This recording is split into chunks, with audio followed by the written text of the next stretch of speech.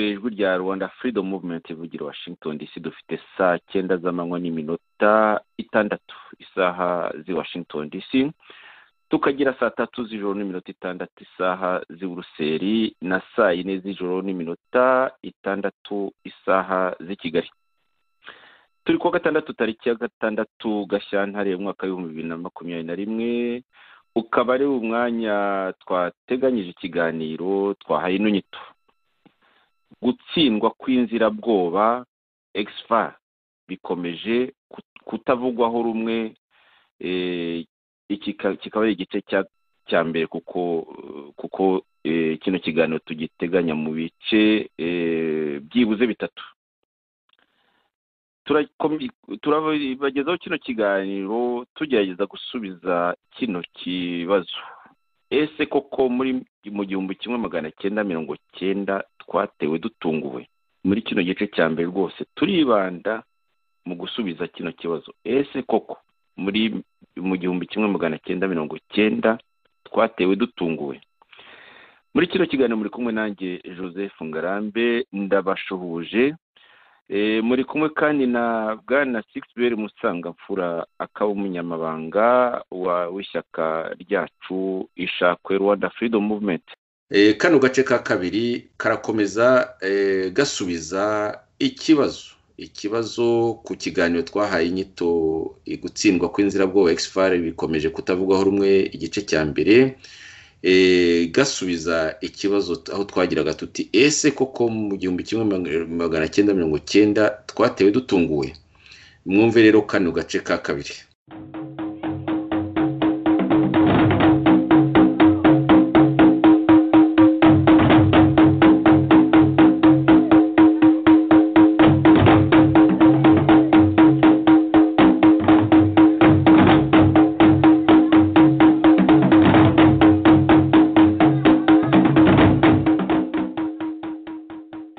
navugaga nyine yuko Professor Lorian Uwizeyimana tuzabigarukaho mu gihe kiri imbere.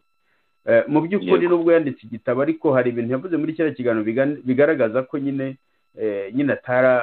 adasobanukiwe bihagije n'ibya kiriya gihe, ku buryo nyine nk'umushakashatsi ndamushima kuko ndamuzi yanambereye mwarimu.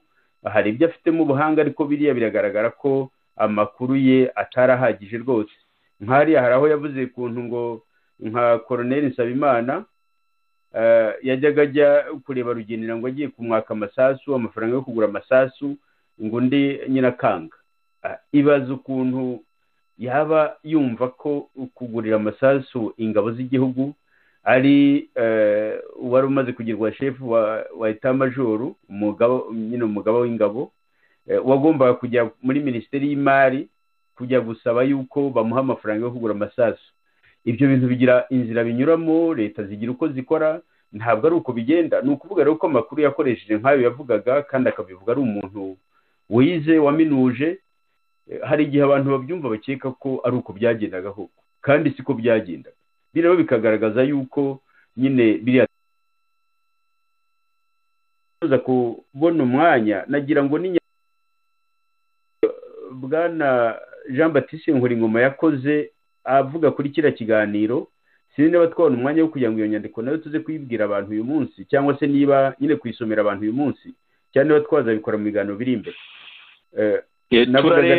Turareba navugaga rero ko nyine noneho nkavuga ko na Bukeye Yosefu wari maneko ikampara akavuga ati ntabwo twatunguwe, ati ni nka Amerika ukuntu hari Kaida yateye icyagiye ku itariki 11 z'ukwa 9 ngo igatera, ngo kandi Amerika yari izi ko bazatera nayo igatungurwa muri ubwo buryo, nabo kabibara muri iyo nzira.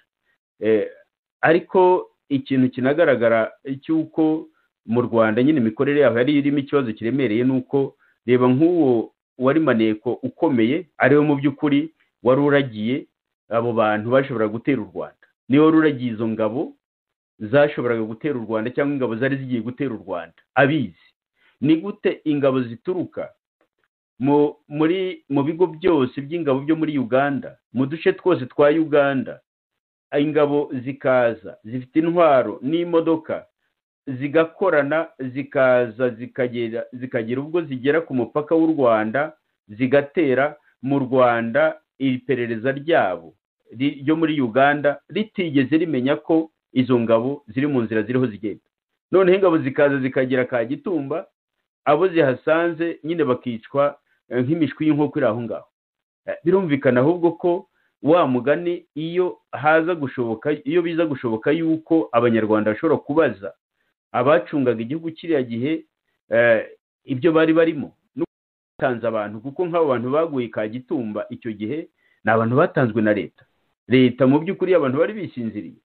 Noneho ugasanga umuntu nk'uwavuga ati twarabikurikiraga twari tubizi, umunsi n'ubu tutari tuzi. Ikindi cyantangaje cyane twazagarukaho, ati muri icyo gihe ati nari ndi i Kigali, ati ku buryo nsubiye i Kampala mu kazi, mu nzira nyine nahuye hari aho baduhagarikiye kubera ko ingabo z'inkotanyi zari ziza mu Rwanda nyine kuza nyine zisanze izindi zari zatangiye urugamba. Ati ndi mu nzira ndiho ngenda nirirwa aho ngaho, baza kutureka amasaha amaze kwigira hirya. Nawe kuragira wa mwanzi ugiye gutera igihugu niwe utari uhari n'icyo gihe. Mu by'ukuri izo ngabo zirukaga imihanda yose muri Uganda zigakorana zikajya ku rugamba. Ntabwo rero abantu bashobora gukora iperereza badafite abantu babaha amakuru yabo bariho bapererezaho, kuko nicyo bigaragaza. Kuko ugasanga niba mu Rwanda amakuru yabo yaragombaga kunyura muri iyo nzira ya Babukeye Yozefu, birumvikana nyine ko igihugu cyari cyagushije ishyano. Ntabwo muri iyo nzira ibyo basobanura ko mu kiganiro yari umuntu wakurikiye cyane, akaba yarazi n'abantu bayoboraga inkotanyi, kuko ibyo yari abizi, ariko rero kubimenya gusa ntibihagije. Icyo umuntu yari akeneye kumenya ni bazatera ryari, bazanye ibikoresho bingana iki, bazanye abantu bangana iki. Amakuru nk'ayo ngayo mbese ajyanye n'urwo nibyo byagombaga gukorwa. Naho ubundi kuba baragize isoni nyine bakavuga ngo twatewe dutunguwe, icyo ni ikinyoma kinyagisha kwemera habe namba. Ikindi nanone navuga kuri ubwo buhamya yatanze, harahavugamo umuntu witwa Tisiyani, ndibaza ko umuzi yahoze akina basiketi, yarahoze akina Ruhande. Ngarambe Tisiyani uramuzi, akina basiketi Ruhande? Uranyumva neza? Ndumva izina hari icyo rimbwiye, naramwibagiwe. Uwo Tisiyani rero yavuyeyo ajya kuba maneko nawe, icyo gihe Babukeye ndibaza ko barakiri ba maneko Kigali batarajya Kampala. Nyuma ariko aza kujya i Kampala nawe. Bukeye yavuze ko ari umuntu ngo wari warahunze, niko yabisobanuye, ngo nyuma aza gupfa. Ariko akanavuga ko uwo muntu ngo nawe bavuganye umunsi wakurikiyeho, akavuga ati rero ati nanjye ati numvise ko ngo baje kundeba ngo basanga ndahari, ngo barigendera, ngo bityo nyine sinamenya igihe bagendeye. Nyine birumvikana ko rwose imikorere u Rwanda rwari rufite, cyane cyane ubwo ndabivuga kubera ko nk'umuntu mbese nk'abantu bari muri antene yakoreraga i Kampala ikurikirana inkotanyi, niho mu by'ukuri hagombaga gutabara igihugu bwa mbere, ndavuga gutanga amakuru. Birumvikana rero ko nyine urumva n'ubwo buryo bakoreshaga, n'uwo muntu nyine wabakoreraga wahaga amakuru nawe ubwe ntabwo yabimenye, kubera ko ngo baje no kumureba basanga atanahari. Birumvikana rero ko gitunguwe uko bivugwa n'urwiyerurutso, ni ukubeshya, ntabwo ariko byagenze. Ntabwo abantu batunguwe. Habyarimana yarazi ko intambara igiye kuba, ndetse hari n'ibimenyetso n'ibindi bimenyetso tuzanagarukaho byagaragazaga ko n'intambara bari bazi ko izanaba mu kwezi kwa 10. Bari bazi ko niyo ntambara izaba no mu kwezi kwa 10.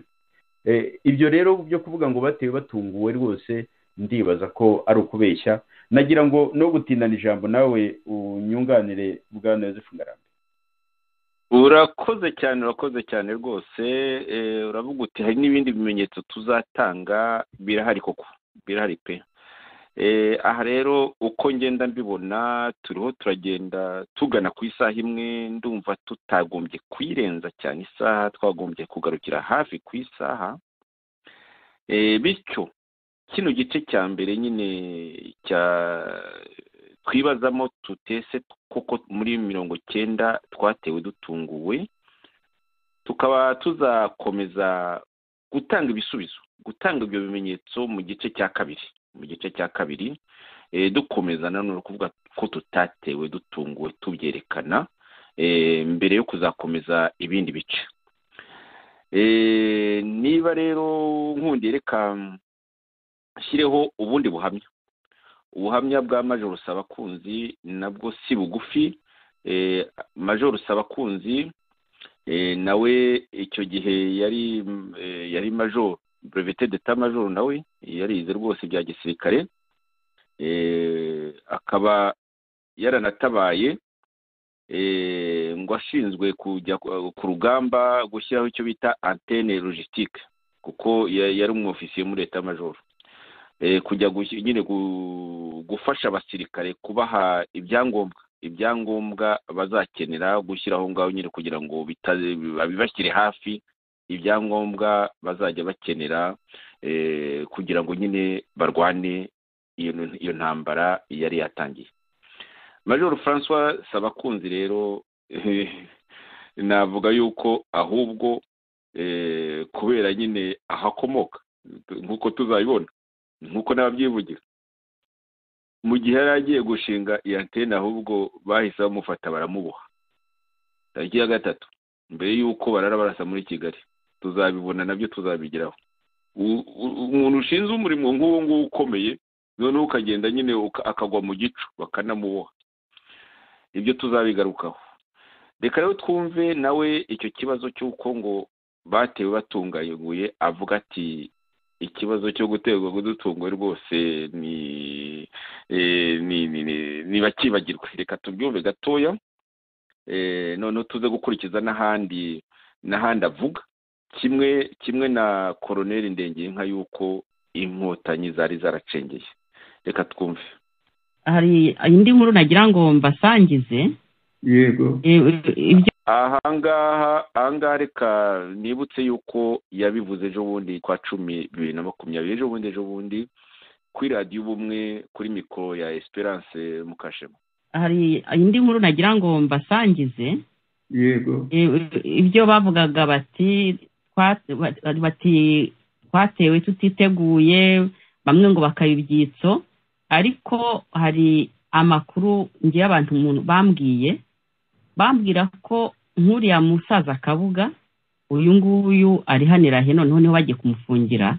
Yego. Sekarije ubwe ngo yarahagurutse ajya kumubwira ati nyamuneka ndagira ngo ujye uyoboke inkotanyi. Noneho ngo Kabuga aramubwira ati ntabwo bishoboka, ngo aramunanira neza Sekarije, ndetse ngo agenda arira amarira ababajwe nuko Kabuga atemeye kwibuka inkotanyi. Akaba rero ngo aricyo kintu cya mbere yazize, kuko no mu bakoraga izo nkotanyi cyane Sekarije yari arimo, kandi Sekarije muzi ko ariyo muntu wari ukomeye muri kiriya gihugu. Sekarije ntabwo yigeze ahunga. Ngiwe intambara irangiye naramubonaga n'umuhungu ategeka, yigeze no kujya muri presidence. Noneho rero kabona baravuga ngo bateye batiteguye, ariko nk'umuntu nka Sekarije niba yari yarayobotse iyo regime yabura guhungabanite. Nibyo nagira ngo sangize abakunzi ba radio Ubumwe. Bivuga n'ibyo rwose. Hari abantu urumva n'umuntu witwa Serubuga aherutse kwandika igitabo ari gusingiza Habyarimana, nawe avuga yuko bari babizi ko inkotanyi zizatera. We anavuga yuko Museveni ngo yaba yarayivugiye muri Universite y'Ibutare, uretse ko ibyo avuga atari byo. Museveni aza i Butare icyo gihe kuri stade, nanjye icyo gihe nabaga i Butare, yavuze ati do you know Baringa, ati uzi Baringa, ati abanyarwanda ntimugomba kugira ubwoba, ariko byashyize mu gitabo cyashyizemo ibindi, ariko byibura nawe abyandika mu gitabo cyavuga yuko yari azi ko inkotanyi zizatera. None se kumva nka Serubuga icyo gihe ko yari abizi, wibuka intambara nyine, yego twumvaga amaradiyo iyo bafunguraga radiyo turi muri prison gake twumvaga Habyarimana ntabwo yavugaga ko atewe n'abantu bavuye mu Bugande avuga ngo ni inyeshyamba abantu batazwi. Ntabwo yigeze yemera ko abantu bateye bari kuva mu Bugande, ibyo yaje kubyemera nyuma. Kandi n'abantu bamwe twari dufunganywe b'abacuruzi bo muri Sud bari bagiye bababwira bati hari abantu bari hariya hakurya bafite ntuza za inite bameze nk'abaje kubatera. Abo ngabo kubera ko bari abanyenduga barabafunze, abo bose burya bagomba gupfa, kuko burya ubirebye neza iriya kinamico ya Rwamagana ya Rutwaho Kat, ukagira n'ikinamico ya Katro 5 Kigali, nta kindi byazigamije uretse gufata abantu bakabica, kuko bo bumvaga bagomba gukora nk'ibintu bakoze muri 1973. Nuko bitabashobokeye nyine nibwo byaje kurangira nyine abantu bamwe bagafungurwa badapfuye, ariko navuga ko ari amahirwe twagize. Urumva rero Sixbert yuko uko abibona ati ikinamico, urabizi ko ryabaye ikinamico, kandi azi ibyo avuga, ari umusirikare superior, yari mu rwego rwo hejuru. Ati ikinamico ry'Rwamagana, ikinamico ry'i Kigali, ikinamico ryariyobowe na Perezida Habyarimana mu mujyi wa Kigali. Ibyo ni inkuru idashidikanywaho. Urumva rero aho ngaho abavuga ngo opposition ntiyari ihari, ahubwo Habyarimana mu kujya gufata abantu abahohotera, ashaka kubica, nkabiya nk'uko abivuze Major François Xavier Sabakunzi, Major BM, nk'uko abivuze. Ahubwo ikigaragara muri gukora ikinamico hariho ubushake bwo kongera kwica abantu batifuza, by'umwihariko abantu bo muri Nduga, ariko nako by'umwihariko abatutsi, kuko kubera ibyo bitero nyine bari biswe ko bagomeye ingoma ya Habyarimana ngo yabahaye byose. Hakaba n'abahutu bo mu majyepfo abari baramenyereye kwicwa n'iyo ngoma ya Habyarimana. Reka dukomeze, mbere yo kuguha ijambo, dukomeze twumva Major BM Sabakunzi avuga kuri infiltration z'inkotanyi. Noneho ufata ijambo, ufatire rimwe nyine muri ibyo byombi, ugiye icyo bivugaho, tunagana ku musozo, kuko dufite ubuhamya bwinshi cyane, kandi igihe kiragiye, tuzabukomeza mu kiganiro gitaha. Reka urakoze Esperance, ntabwo rigeze nsubirayo. Wambaza iki gituma utasubiyeyo ni iki? Yego yewe, ariko mvuge kuri ako kantu udushangijeho ka mbere kerekeye ibintu bya infiltration y'inkotanyi bavuga ubu ngubu. Ibyo mvuga yuko abayivuga kandi koko bayivuga imvano kandi imvaho ari byo, ariko ibyo twebwe turi mu ntuza mu ntambara, nuko nk'ibyo bintu ntabwo serivisi za renseignement za Habyarimana zabyerekanaga. Ye nari umusirikare ufite ipeti rya majoru, urumva umusirikare ufite ipeti ya majoru ntamenye ibyo bintu, nuvuga yuko haba hari ikintu kitagenda. Nuvuga yuko aho ngaho Habyarimana nta bakozi yari afite bamunekera. Igituma rero batamunekeraga n'iki, ibyo ngibyo nibo bagombye kuzajya babisubiza bamwe, kuko baracyariho. Ariko ikintu bari barashyize imbere ni ugufata abantu batavuka iwabo mu ntuza mu Rukiga, muri za Gisenyi za Ruhengeri n'ipati ya Ruhengeri, bakagenda bashaka kugira ngo bice abandi bawufiye bahandi. Nta kindi cyadufunze muri 90.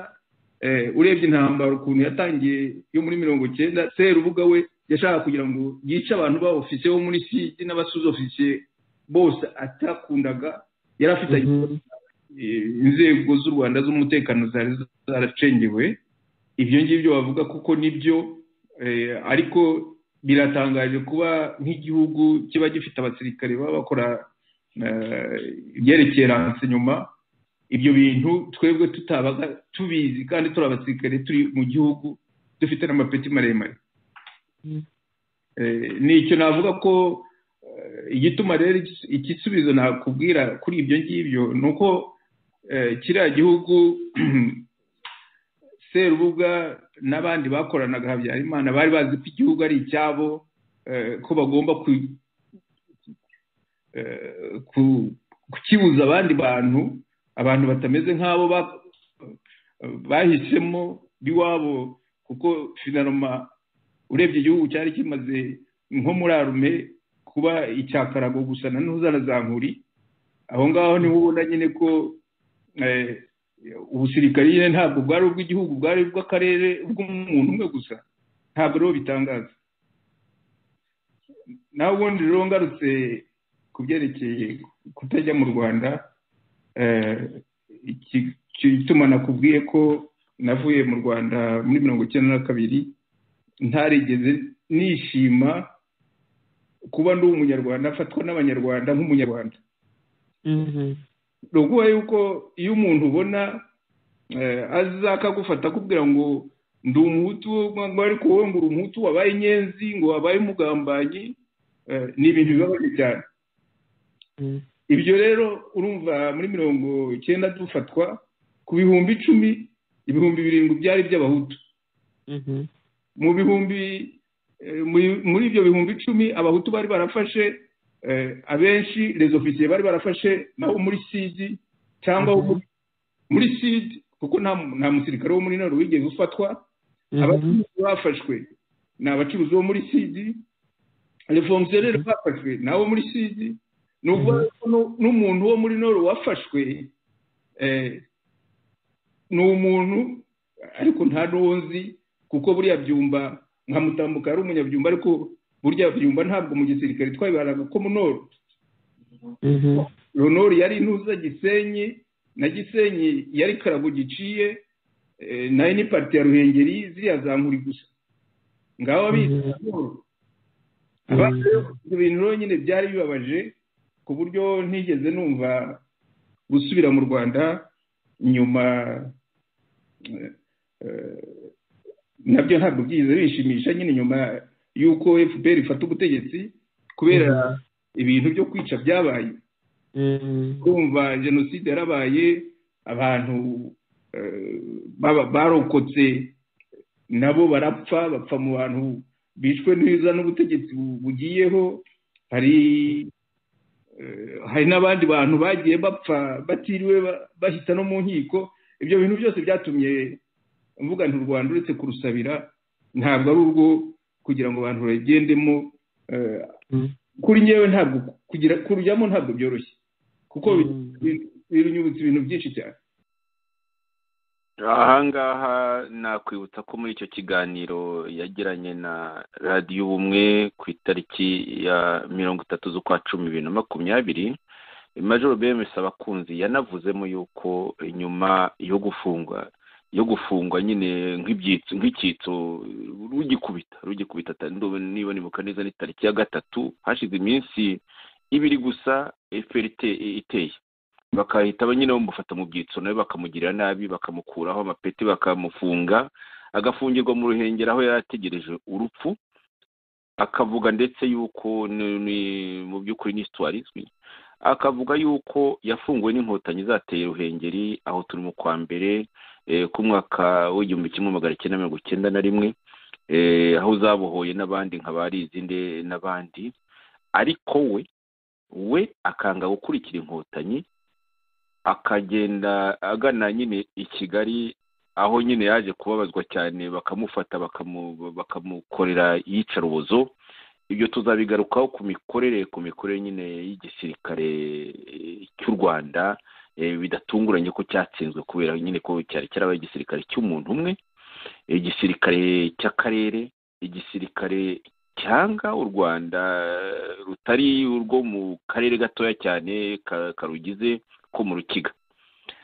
Nagira ngo rero muvandimwe Sixbel ufata ijambo kugira ngo nyine ugire icyo wongeraho unasoza kino gice cya mbere, aho twagiye twibaza tutese koko mu 1990 twatewe dutunguwe.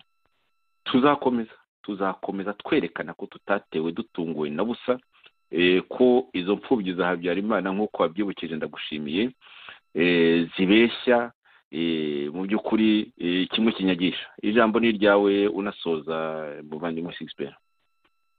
urakoze cyane Yozefu Ngarambe, ndagira ngo nongere ngushimire rwose kuri ubwo buhamya bwa Majoro Sabakunzi uvuga uko byamugendekeye kandi akanerekana n'ibibazo byari bihari. Arerekana yuko gucengera kw'inkotanyi mbere y'intambara mu Rwanda ko icyo kintu cyari gihari rwose, kuba intambara igiye kuba ko icyo kintu cyari gihari, nubwo bagihishaga nyine abasirikare badakomoka muri ka kazu kaciye na za nkuri, bakabibahisha, ariko mu by'ukuri bo babizi.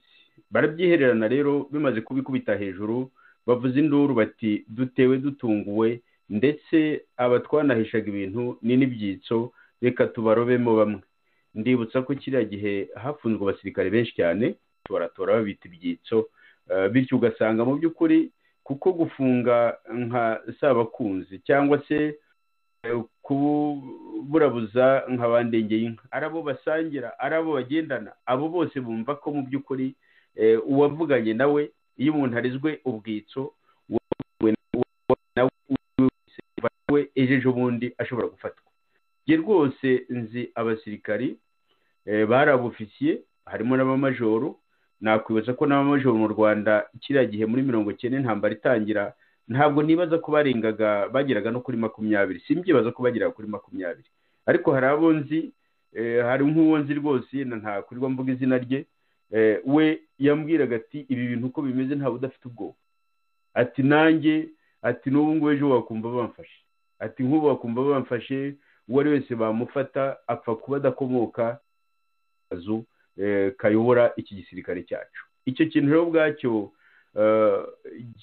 kiragaragaza ko mu by'ukuri izo ngabo kugira ngo zirwane zitsinde urugamba, kwari ukuzisaba ibintu by'ibitangaza zitari zishoboye, kuko ibyo bitangaza ntabwo byari gushoboka nta buyobozi. Ikindi kandi harwana ishyaka, rya shyaka ryarabuze no kugira ngo hatarwe n'ayo makuru y'intambara igiye kuba, kugira ngo ayo makuru aze agere aho agomba kugera, bayakoresha icyo bagomba kuyakoresha, noneho wa mugani n'intambara nitangira isanga abantu badasinziriye. Iryo shyaka rero nta ryari rihari, no muri icyo gisirikare iryo shyaka nta ryari rihari.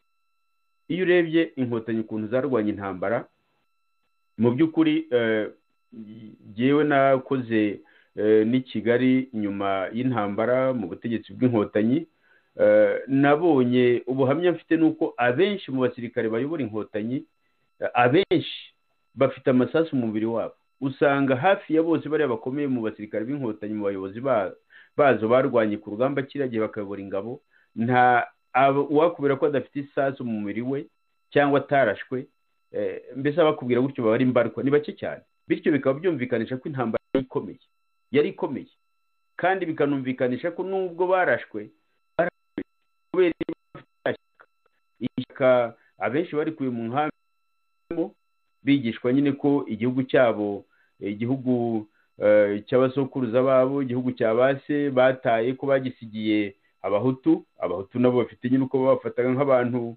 batagomba rwose gusunutsa amazuru ku butegetsi, bakura abantu batozwa icyo kintu n'urwo rwango, ko bajya ku rugamba bafite rya shyaka, ku buryo nk'ubwo buhamya ntanga bw'uko benshi mu basirikare bayoboraga inkotanyi kiriya gihe bafite amasasu mu mubiri wabo, ariko ayo masasu ntiyabujije gukomeza. Naho ishyaka ku rundi ruhande, urumva nyine rya shyaka bagomba kurigira bariho bavangura abandi, noneho ugasanga ahubwo abasirikari batojwe igisirikari kurinda igihugu ari na ba BM babandi batojwe n'ibintu by'urugamba, ugasanga benshi babatwikira ikintu cy'urwikekwe, bakabahisha amakuru, ndetse bakabatoratoramo bamwe ngo ni ibyitso.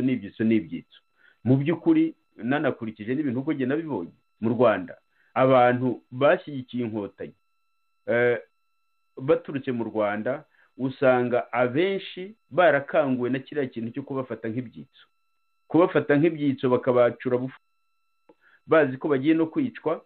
Abo bantu mu by'ukuri baravuze ati ese ubundi ko twagarukiye kumva kandi tuzira ubusa n'izo nkotanyi tutarigeze tuzumva na rimwe, ubundi n'iki turengera kindi? nagira ngo rero muri iki kiganiro nk'uko bivuze ko twibanda gusa kuri icyo kintu cy'uko tutatewe dutunguwe, nk'uko navuze ko tuzakomeza kugenda tubigatanga n'ibindi bimenyetso. Nagira ngo yenda ibyo bindi tuzabigarukeho kuko mu biganiro biri imbere tubiganireho, turebe impamvu zatumye inzirabwoba zitsindwa, impamvu zatumye ubutegetsi bw'abahutu butarenze imyaka 33 bukongera nyine bugahirima mu buryo bwahirima, impamvu zatumye abahutu bari bamaze imyaka 30 bageze mu butegetsi barashyize, aribwo nyine mbese nabo batangiye kugira abo twakwita indatwa za elite, za elite zose zigahambira zigahunga igihugu zikagenda. Birumvikana ko nk'ibi iyo tubivuga koko harabita nyine wa mugani bya bindi bita ngo iryizihiye abagabo, ngo niba warumvise inanga ya ntuze ngo iryizihiye abagabo ngo bahutu bisenyera buhuri, nyine ni icumu cyangwa se ni ikintu bakubitaga umuntu nyine kigahita kimurangiza agahita apfa. Ni mu ntambara ya Rukara rwa Bishingwe yica umuzungu nyine bise Rugigana. Natwe ubwo niko bazatugira ariko ibyo ntacyo bivuze, ntibyabuza ko abantu bavugisha ukuri. Ubuyobozi, iyo mu buyobozi bavuze bati twatewe dutunguwe, ni igisebo gikomeye cyane, cyane cyane batewe n'ingabo ziturutse mu gihugu baturanye, bazi ko zizatera, bazi ko zitoza, bazi ko ari ingabo zinaturutse mu mihanda yose y'igihugu cya Uganda, kandi igihugu kinini, ziriho zegerana kugira ngo zize kuko bakarinda baza bakagwa gitumo abantu bari za Kagitumba, bakamanuka bakaza bakagera za Gabiro.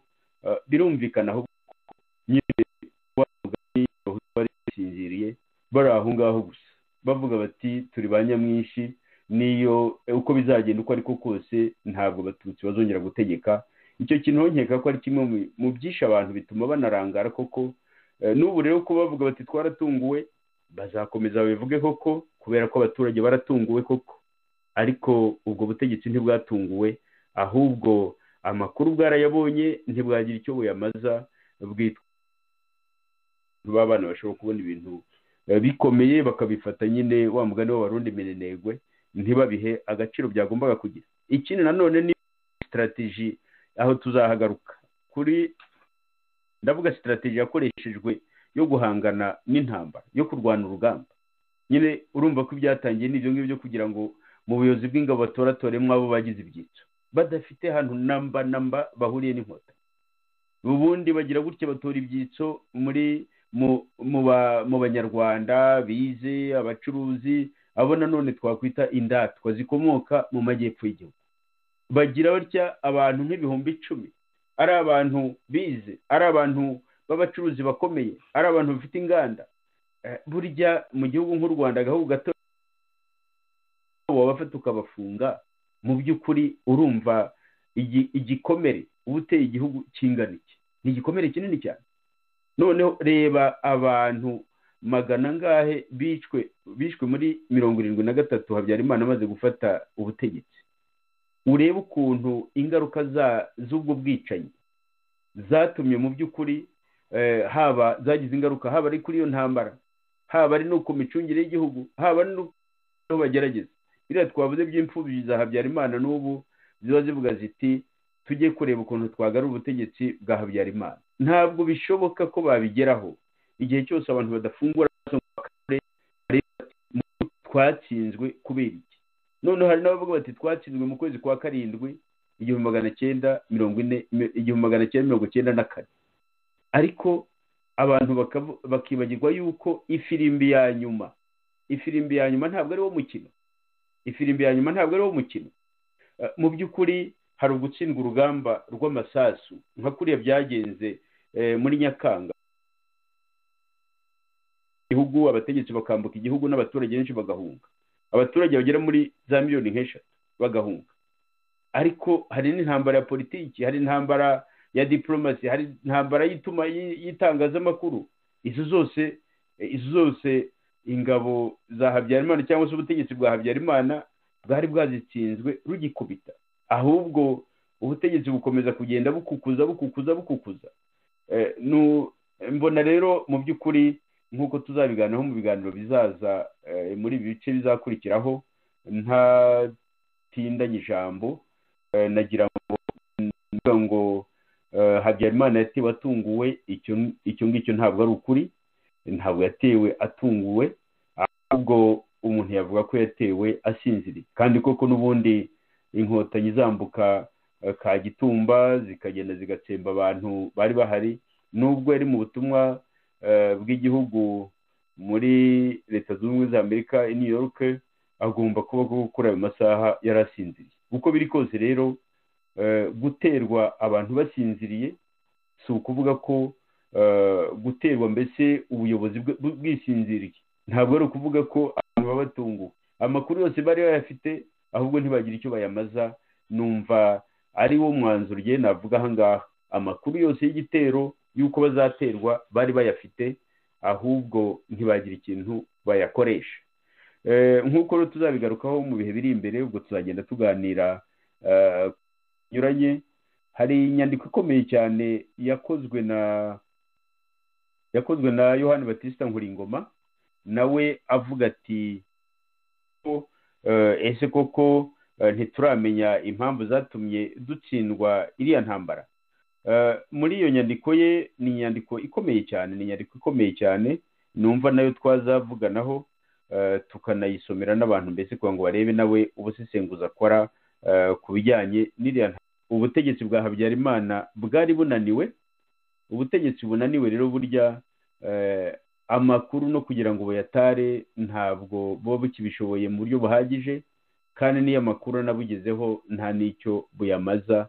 Iyo ubutegetsi bwananiwe ni ukuvuga ko mu by'ukuri ibintu biri mu marembera, biba biri mu marembera, ahubwo abanyarwanda rwose bagize ingorane zikomeye cyane.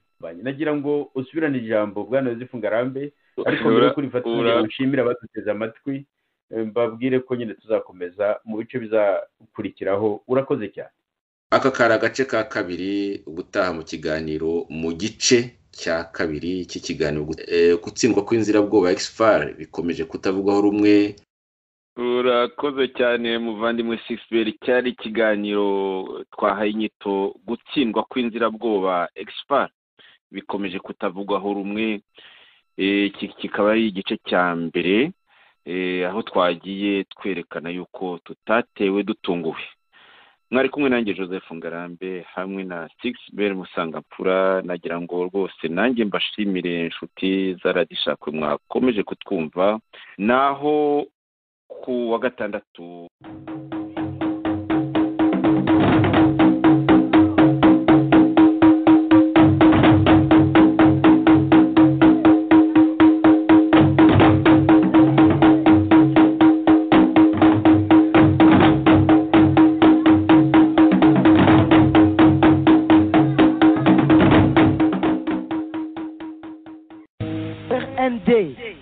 Mouvement révolutionnaire national pour le développement. Twishimire ibyiza Perezida Habyarimana tugiriye. Président fondateur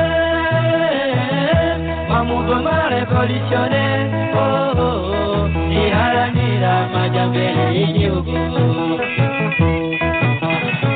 amahame y'iremezo ry'icyo cyiza n'ukuzamura igihugu ku buryo bunogeye abaturarwanda, ku buryo buvuguruza ibyariho. Ibyo bigakorwa n'abaturagihugu ubwabo, kandi akaba ari nabo bigenewe. Amahoro n'ubumwe bw'igihugu mu butabera n'uburyamire, nibyo bizatuma twese twumvikana tugafatana urunana. Umugore n'umugabo cyane rubyiruko, dufatanye ibitekerezo twubake rwanda yacu